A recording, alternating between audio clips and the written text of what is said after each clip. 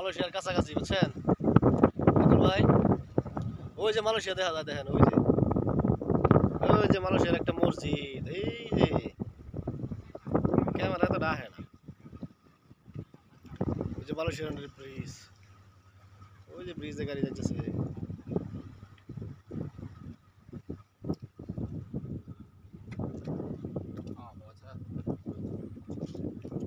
পয়সা বললেন কে? ওই ওই মুখ পাবি দেখছেন, এই জায়গায় আইলে পরা মনটা তো এমনি ভালো হয়। আর যদি গার্লফ্রেন্ড থাকে, ও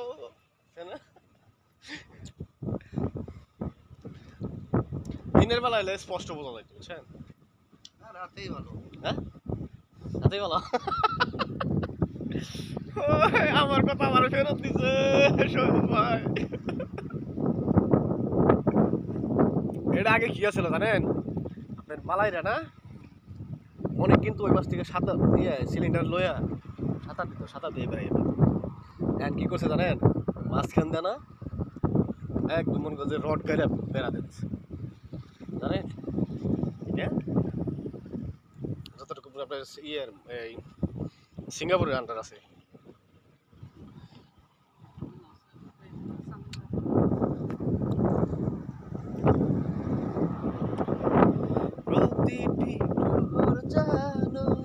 কি সুন্দর দেখা যায়। মালয়েশিয়াও কিন্তু মনে করেন এতটা ই না, সিঙ্গাপুরের চাও কিন্তু সিঙ্গাপুরের মতো কিন্তু উন্নত মালয়েশিয়া সিটির দিক দিয়ে। মালয়েশিয়া আর আমাদের বাংলাদেশের জঙ্গল কি সিঙ্গাপুর নাই, জঙ্গলের অভাব নাই।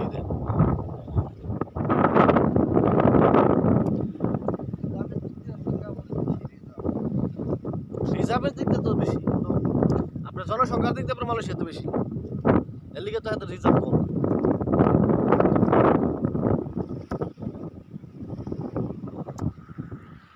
লাইফ সাপোর্টেড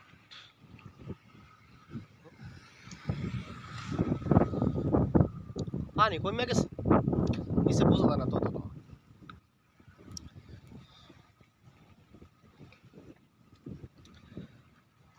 ও লা লা লা লা লা লা।